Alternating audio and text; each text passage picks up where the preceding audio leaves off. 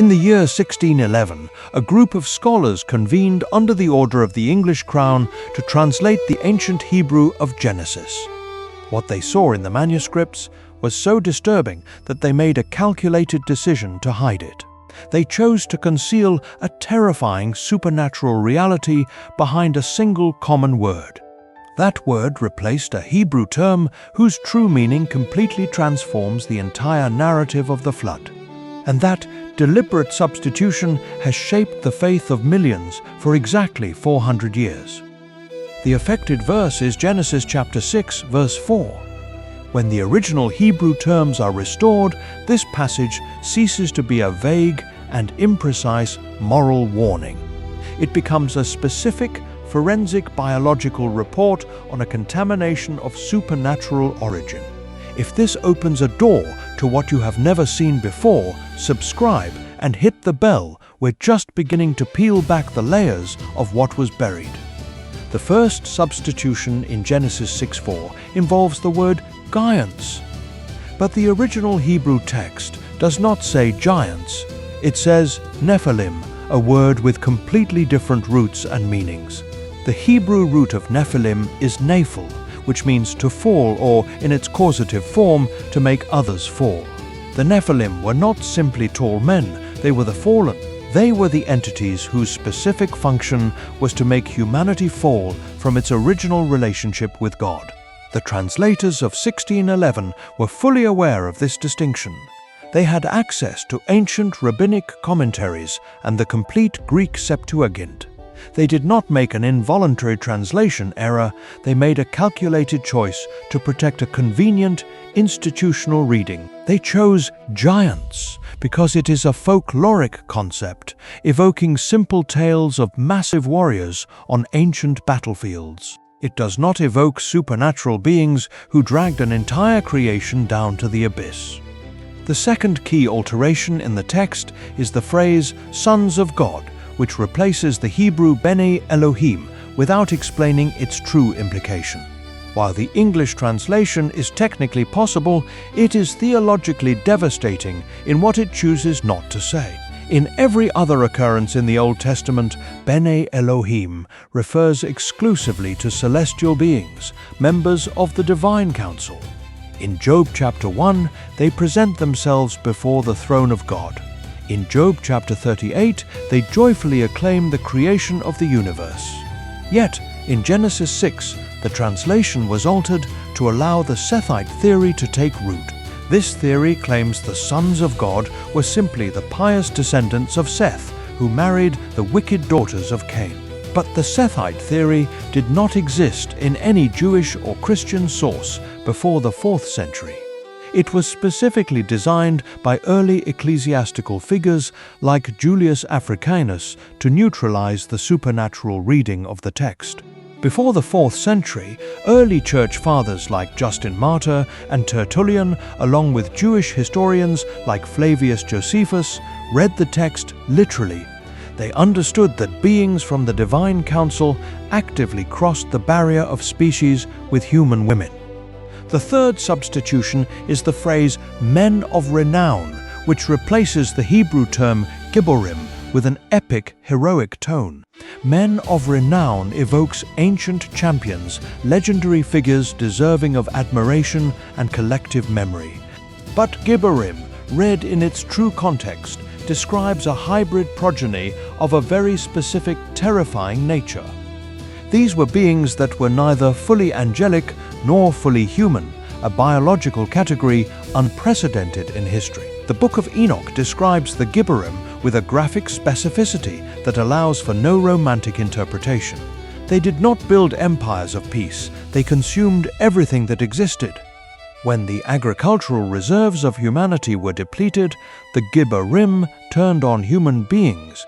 They devoured animals, they turned on each other, and they drank the blood of every living creature. This was not a metaphor. It was the literal record of a predatory hybrid species that nearly exterminated humanity. The translators chose men of renown to turn a forensic report of biological consumption into a simple legend of ancient warriors. This distinction between abstract moral sin and biological contamination is exactly what the translation removed from the text.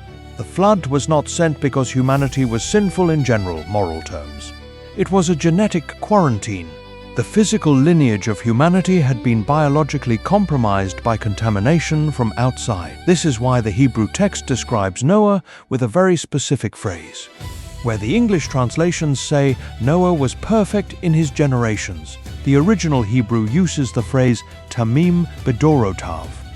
In rabbinic commentaries, tamim refers to physical genetic purity, being without blemish.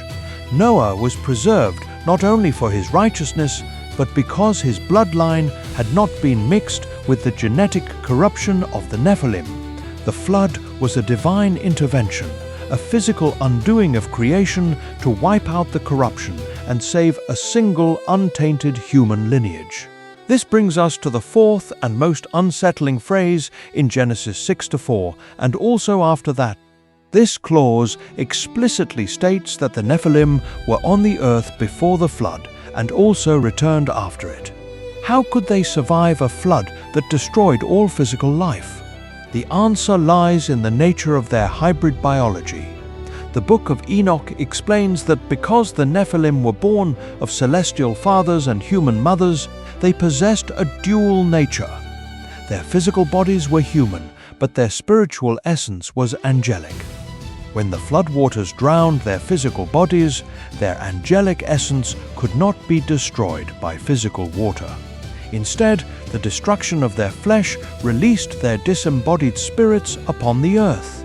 They were cast out of the physical world but denied entry into the celestial realm. They became tied to the planet, bound to the environment of the species that birthed them. These disembodied, earthbound spirits of the dead Nephilim are the unclean spirits and demons that appear throughout the New Testament. In the Western biblical canon, these malevolent entities appear in the Gospels without any explanation of their origin. They simply exist, seeking to possess human bodies. But when the Book of Enoch is restored as the contextual framework, the cosmology of the Gospels makes perfect sense. When Jesus encounters the possessed men in the region of the Gadarenes, the spirits cry out, "Have you come here to torment us before the time?" They beg him not to cast them into the abyss, but to let them enter a herd of nearby swine. Under the Enochian framework, the abyss is the specific place of binding and darkness reserved for the fallen angels until the final judgment. The spirits of the Nephilim preferred the lowliest animal hosts to avoid being locked back in the dark prison. The post-flood era was not a clean slate. It was an era haunted by the invisible, predatory residue of the giants. Why was the Book of Enoch excluded from the Western biblical canon if the apostles themselves used it? The book's influence is woven directly into the New Testament. In the letter of Jude, the author quotes Enoch word for word, citing him as a prophet. In 2 Peter, the apostle references the angels who sinned being cast into chains of darkness in Tartarus, a direct parallel to the binding of the watchers in Enoch chapter 10. The early church accepted these apostolic letters as canonical, yet they excluded the very source material the apostles relied on. This decision was finalized during the Council of Laodicea in the 4th century, under the newly Christianized Roman Empire. The council systematized the scriptures to favor institutional stability and centralized authority. If the Book of Enoch remained, the explanation of the origin of evil would be open to all, showing it as a genetic and spiritual contamination rather than an abstract moral failing. By removing it, ecclesiastical structures ensured that the explanation of evil remained under their sole control. For centuries, critics of the supernatural reading argued that the Book of Enoch was a late medieval fabrication, but that skeptical consensus was completely shattered in 1947. In the dry caves of Qumran, near the Dead Sea, Bedouin shepherds discovered a hoard of ancient manuscripts.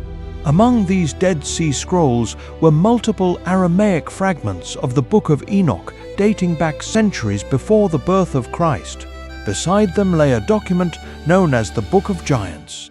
This scroll corroborates Enoch in vivid, disturbing detail, naming individual Nephilim like Oya, Hahia, and Mahwe.